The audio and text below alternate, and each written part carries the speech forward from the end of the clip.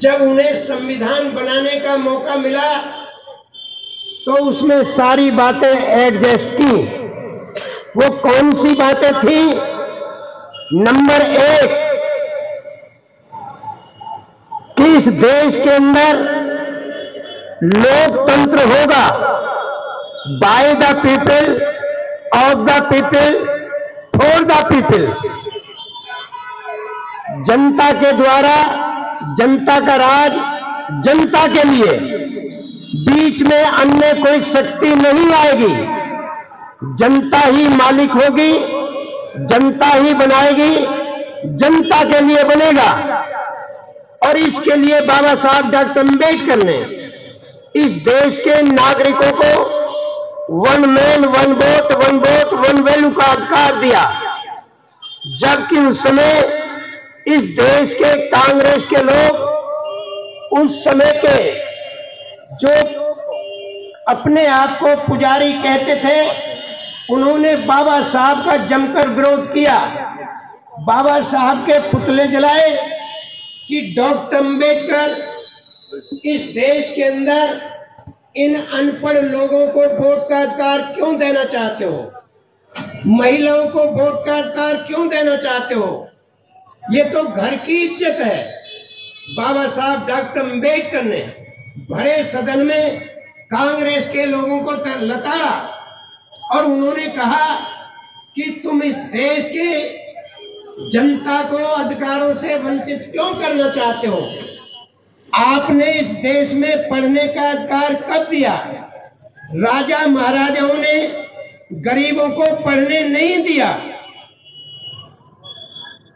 और जहां तक महिलाओं की इज्जत की सवाल है, इस देश के अंदर तुमने महिलाओं को घर के बाहर नहीं निकलने दिया।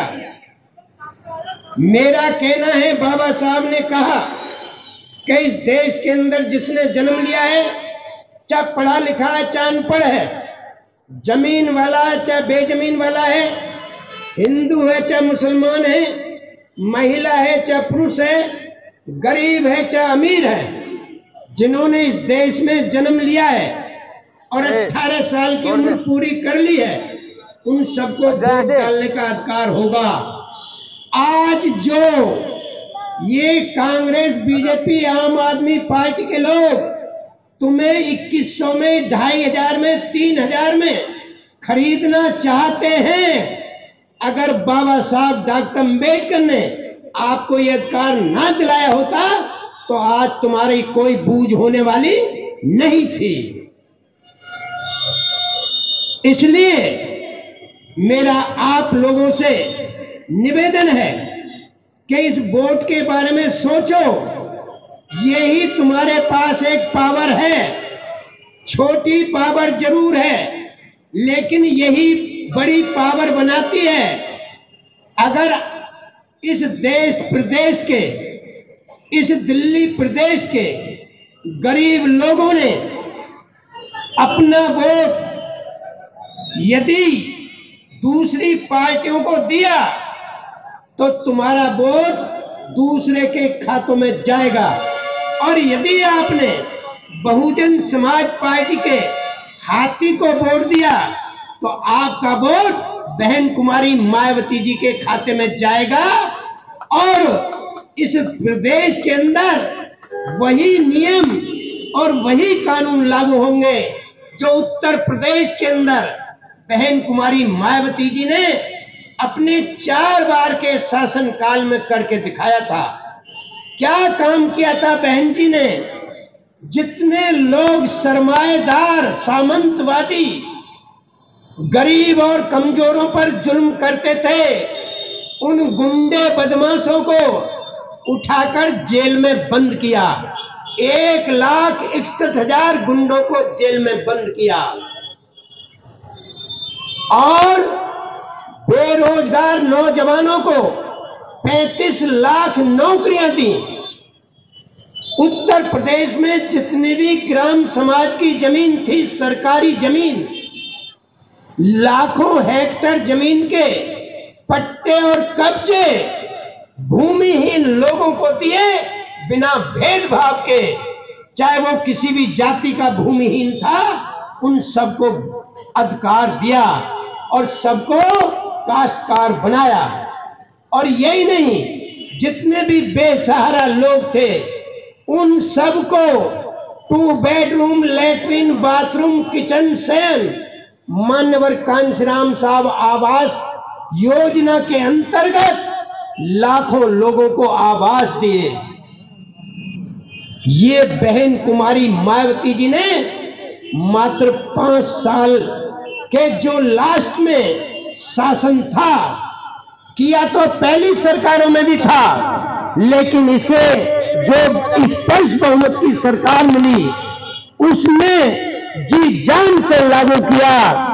अगर दिल्ली प्रदेश में भी आप लोगों ने बहुजन समाज पार्टी के हाथी का बटन दबाया तो आपको उत्तर प्रदेश जैसी सुविधाएं मिलेंगी। और मैं आपको बताना चाहता हूं कि आप लोग वोट किसी व्यक्ति को नहीं देते, आप लोग वोट देते हैं पार्टियों को। इसलिए इस देश के अंदर, प्रदेश के अंदर, जिले के अंदर, विधानसभा के अंदर गरीब का साथ गरीब दे सकता है, अमीर नहीं दे सकता। कमजोर का साथ कमजोर दे सकता है, ताकतवर नहीं दे सकता। और ये विरोधी पार्टियां गरीब और कमजोर लोगों की पार्टियां नहीं है। अगर गरीब और कमजोर लोगों की कोई पार्टी है तो बहुजन समाज पार्टी है, जिसकी नेता बहन कुमारी मायावती जी है। अगर आपने बहुजन समाज पार्टी को वोट दिया तो आप लोगों को मैं विश्वास दिलाना चाहता हूं कि ये 2100, 2500, 3000 की बात नहीं, जो अरबों का बजट होता है उस बजट पर गरीब और कमजोर लोगों का कब्जा होगा, किसी धन्ना सेठ का कब्जा नहीं होगा। इसलिए आप लोगों को सोच समझकर बहुजन समाज पार्टी का साथ देना है। और मैं ये भी कहना चाहता हूं कि आप लोग इस राजनीति को समझें। इस देश में किसी ने भी आपको राजनीति समझाने का काम नहीं किया, न मौका दिया। सब लोगों ने कहा राजनीति बहुत गंदी है, राजनीति से झगड़ा होता है, नफरत पैदा होती है, द्वेष पैदा होता है, राजनीति छोड़ो। सबने तुमको बहकाया, लेकिन मैं धन्यवाद देता हूं मान्यवर कांशीराम साहब को कि उन्होंने इस देश के गरीब और कमजोर लोगों को राजनीति का पाठ पढ़ाया। और उन्होंने कहा राजनीति में सम्मान है, राजनीति में ताकत है, राजनीति में पैसा है, आप लोग राजनीति करना सीखें। और यही बात बाबा साहब डॉक्टर अम्बेडकर ने कही थी, political power is the master की ऑफ ऑल की। राजनीतिक सत्ता वो मास्टर चाबी है जिससे हर प्रकार का ताला खोला जा सकता है। इस राजनीतिक ताकत को अपने हाथ में लो, हुक्मरान बनो, तुम्हारा उद्धार हो जाएगा। और आज जब बहुजन समाज पार्टी बनी, इस देश में 7 राजनीतिक राष्ट्रीय पार्टियां थी। कांग्रेस आई, कांग्रेस है, जनता party, Bharatiya Janata party, Lokdal, communist party, मार्क्सवादी कम्युनिस्ट पार्टी। इनमें से एक भी गरीबों की पार्टी नहीं थी, सब धन्ना सेठों की पार्टियां थी। मान्यवर कांशीराम साहब ने एक उदाहरण से समझाने का प्रयास किया। एक गांव में कुश्तियों का दंगल हो रहा था। वहां की मैनेजमेंट कमेटी ने घोषणा की, जो पहलवान कुश्ती जीतेगा उसे हम एक बकरा इनाम में देंगे, और बकरा अखाड़े के पास बांधकर खड़ा कर दिया। 2 पहलवान कुश्ती के लिए मैदान में आते हैं। पहला पहलवान मिट्टी छूकर कहता है, यदि मैं इस कुश्ती को जीत गया तो आज शाम को इस बकरे की बलि चढ़ाऊंगा। उसके बाद दूसरा पहलवान आता है, वो भी मिट्टी छूकर यही कहता है, अगर मैं आज इस कुश्ती को जीत गया तो शाम को इस बकरे की बलि चढ़ाऊंगा। बकरा दोनों पहलवानों की बात सुन रहा था। बकरे ने सोचा चाहे तो ये पहलवान जीते और चाहे ये पहलवान जीते, तेरी तो शाम को बलि चढ़नी है। और ठीक इसी प्रकार आपने जब भी वोट कांग्रेस को दिया, बीजेपी को दिया, आम आदमी पार्टी को दिया, तुम्हारी बलि तो चढ़ती रही है और समझ में नहीं आई तो ये चढ़ती रहेगी। इस बलि से बचना चाहते हो तो हाथी का बटन दबाना ही पड़ेगा आपको, इसके अलावा और कोई रास्ता नहीं है। मैं गरीब जनता की मैं गलती नहीं मानता, वो तो अज्ञान है, लेकिन गलती किसकी है?